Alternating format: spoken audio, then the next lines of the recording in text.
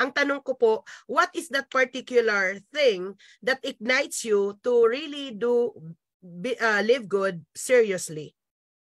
Ano yung bagay na nag-ignite sa'yo, bakit kinarir mo na si Live Good? So, I gonna call in siguro Coach Ronel Cantos.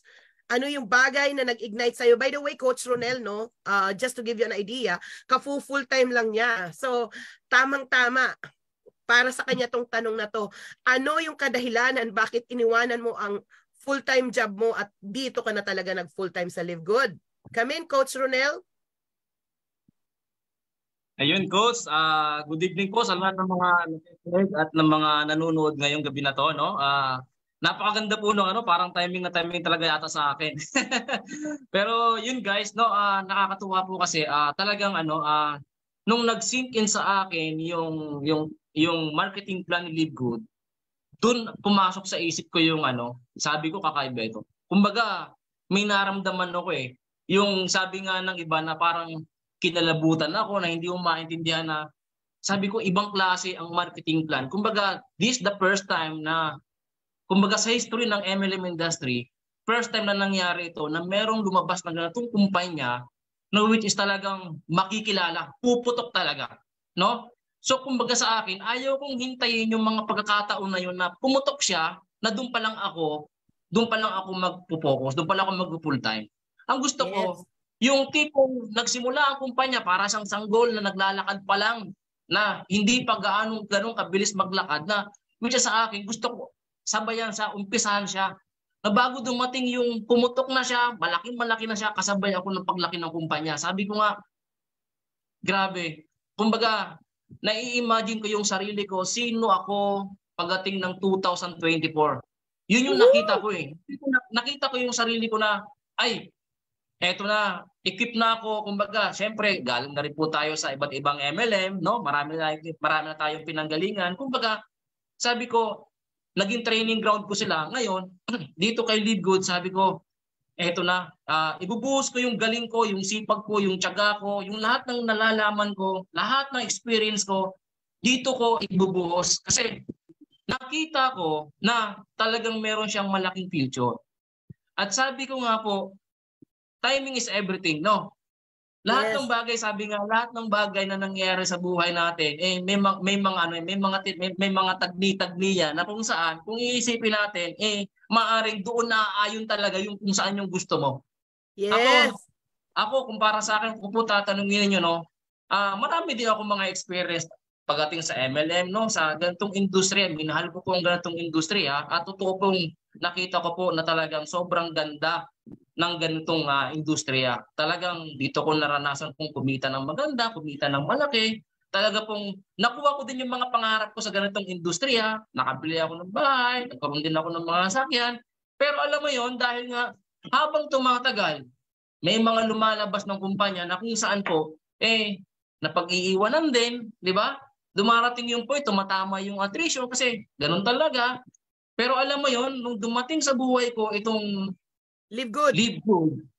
Grabe.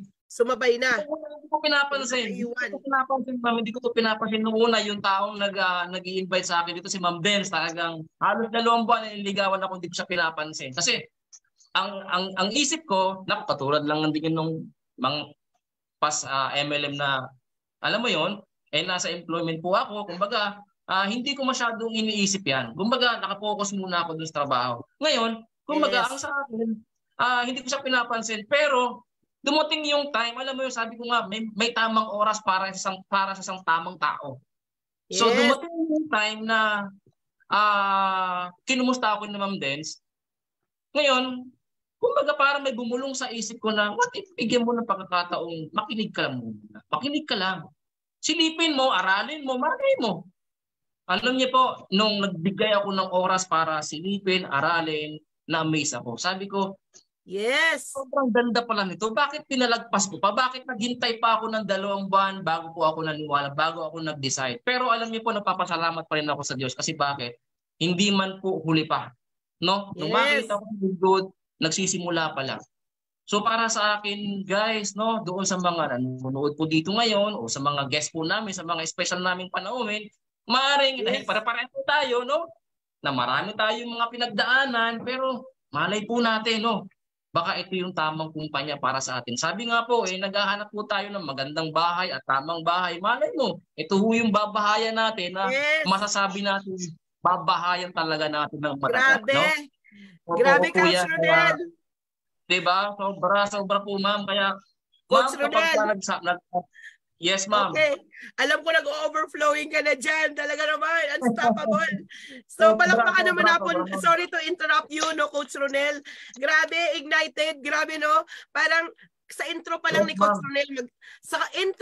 Coach Ronel, magsa-sign up na talaga ako. Grabe, no?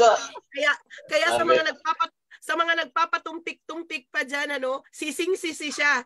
Bakit? Sa 2 months pa siya na, kaya yung mga nagbibigay ng capital letter N, tapos paparisan mo ng capital letter O, mag-isip-isip muna po tayo. At saka nananawagan po kami sa lahat ng mga coaches, yung mga Kalib Good family po namin, na medyo huminto, mga coaches, kasi nga yung tinatawag na spillover, na hindi naman naging spill waiter, okay? So medyo aralin po muli natin na mas mahusay po si Live Good, kasi Live Good really is dapat pong pagtuunan talaga ng pansin. So Coach Ronel, maraming salamat, no? Patikim pa lang po yun, kaya hold on guys, kasi we have to spread this out to you in a bigger parlance para mabuksan po ang ating pong mga puso't isipan bakit po talaga si Live Good ay talagang kailangan natin pagtuunan po ng pansin. So ayan, so another one, konting ano lang po, no? Ano yung bagay na nag-ignite sa atin, bakit po natin to kinareer at kinonsider na pwede po nating talagang buhusan ng time, money, effort, dedikasyon at pagmamahal. What about you, Coach Bill Vergara? All right, so okay, so once again, good evening po sa lahat. So first of all, when Live Good was being introduced to me by my friend, sabi ko sa kanya, hindi, parang malabo na pwede tayo yumaman dyan kasi unang-una, napakamura yung entry. So sabi ko sa kanya, in fact, sabi ko sa kanya na, alam mo, kung gusto mo talagang yumaman, dapat yung produkto mo mahal. Oo, para malaki yung commission mo. Kasi pag maliit, parang malabo. Yung sabi ko sa kanya. Pero deep within my heart, naghanap ako ng isang opportunity na yun ang sabi ni Coach Ronel na kung saan pwede kong mabigay lahat todo ba yung pinaka maximum potential when it comes to teaching and everything. So sabi ko, okay, I will try to listen to this meeting tonight. So tingnan ko muna yung kung ano ba talaga how Live Good business works. So nang nakita ko, isa lang ang napasok sa isipan ko, isa lang yung bagay na concern ko. Sabi ko sa friend ko, okay, how about the withdrawal? So sabi ko sa kanya, sabi niya, actually kaka-join ko lang ngayong araw na to. Sabi ko, so wala pang experience, wala pa. So sabi ko sa sarili na, okay, so kaming dalawa parang nasa experimental stage kami. So we have to experiment how everything works dito sa Live Good. So kasi isa kasi sa mga ugali ko na ayaw kong mapag-iwanan. Ayaw kong mapag-iwanan. Sabi ko baka kung what if itong sinishare niya sa akin, what if this will explode? And then nag-negative ako. So talagang I don't want to regret later. So I decided, sabi ko, sige, napakamura lang naman yung capital. Sige, wala namang mawala. So yun. Nakita ko yung potential niya later on na talagang grabe. You will not regret. Yes. Grabe, no? So, iba-iba talaga yung ating mga pasok. Iba-iba talagang ating mga pasok. Iba-iba yung entry level po natin, ano? Pero nakakatuwa po kasi iisa lang naman talaga ang nakita natin talaga si Live Good, di ba? Ibagamat iba-iba ang timing, iba-iba po ang intro sa atin, ng dating sa atin ni Live Good. Pero talagang yung tumbok, no? Tinumbok talaga ni Live Good ang ating mga puso at nabighani tayo kaya andito po tayo ngayon. So congratulations mga co-pioneers at nandito tayo ngayon sa kakaibang opportunity of a lifetime na nakakakilig dahil part po tayo ng pioneer ng Live Good. So thank you Coach Bill, no, na parang nagbakasakali lang nung umpisa pero talagang heto, grabe, isa po yan siya sa may malaking grupo po dito po sa ating pong team. Okay, congratulations to you. And of course, the last but not the least, no, to share to us kung bakit andito na, last hooray na daw niya to, no? So tatawagin ko na po ang isa po nating modelo ng mga senior. Grabe, I'm so proud of mga senior, my BFF Coach Mercy Labitan Platinum. Come in.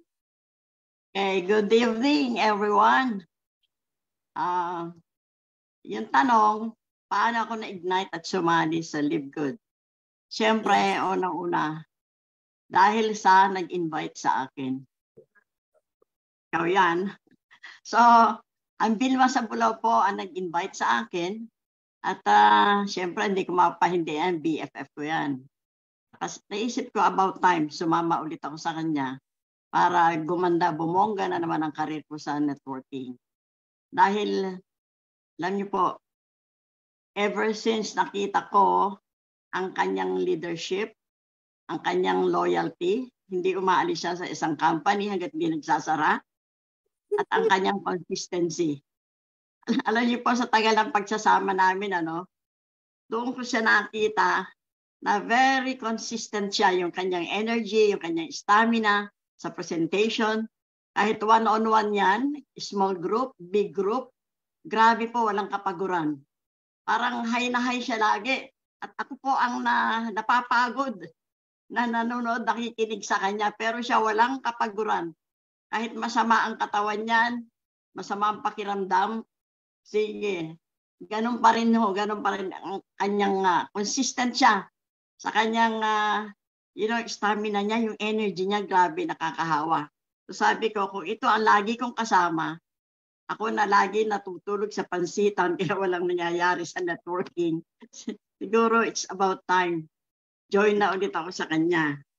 At yun po yung leadership niya, nakita niyo naman, napatunayan natin kung gaano siya kahusay. So nang sabihin niya, or meron siya message na, dahil meron siya miss call, hindi ko na replyan, may message siya na meron siyang inintroduce ng company. So nag-isip ako, ano to, bakit bago yata, na bago ang sayaw, na bago ang tugtog. So siguro may nangyari. Kaya nung mag-usap kami, ano nangyari? Sabi ko, bakit may ibang company? So yun na. Kaya yun talaga ang naka-encourage sa akin para subukan ulit ang networking dahil actually medyo nag-retired na po ako, napagod na ako dahil parang wala nangyayari, no? Ulit, simula napunta sa scam, lahat na, and then sabi ko, ayoko na talaga, ayoko na. And then sabihin niya yung company, pangalan pa lang, sabi ko, wow, positive, no? Live Good. And then, ako yung product, anong product? Sige, i-research mo na anong website. Alam niyo po, doon ako really na-amazed. Dahil ako product-driven talaga ako. Grabe ang mura, no? Unmatched ang mga prices. Ngayon ko lang nakita. Sanay tayo, 25 to 30%. Sometimes 50% selected items. Pero dito, lahat ng products, you can save 68% up to 78%. Grabe, di ba? So doon po ako nainganyo ng husto. And then nung pag-aralan ko yung mga produkto, ang gagaling niya. Magaling. Sabi ko, kakaiba ito. And then sabi ko, kaya lang, naiduda ako, paano tatayo ang isang company kung binibigay sa factory price ang mga produkto. So then, nung tignan ko yung Complan, doon ko po nakita kakaiba ito at sabi ko, 100% magtatagal ang company.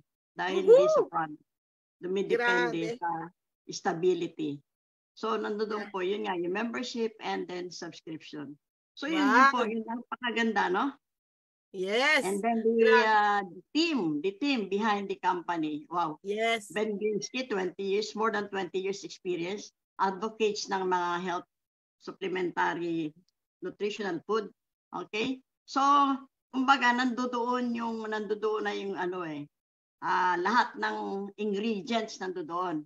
Yes. Para mabuo ang isang magiging successful company na magtatagal at nakakahinain kasi kung ang gaganda ng produkto and then later on nawala si kumpanya. Yes. So yun po. Grabe. Ang nangyari, bakit ako nandito ngayon sa Live Good? At isa pa, gusto ko rin maging inspirasyon sa mga kapwa ko seniors, no? Na as dito it's happening right now. Dito, tumanda na sa industry pero parang walang napatunayan, walang achievement So sabi ko, ayoko mag-retire totally na wala ako napakita, walang maiwan na legacy na magiging alaala na ako pala may nangyari sa akin sa field of networking. Yes. So, Thank yun lang you. po. Thank you, Coach Mers, no? Sa mga coaches, pwede bang bigyan natin ng mga clap-clap emoji ang ating pong mga coaches? Grabe, no? Patikim pa lang ang ating mga narinig. So, kayanig-yanig na po ang ating mga narinig sa kanila na it's really more than enough for us to really jump into Live Good, make a quick decision, and be a part of this pioneering a company that is really booming, making noise in the industry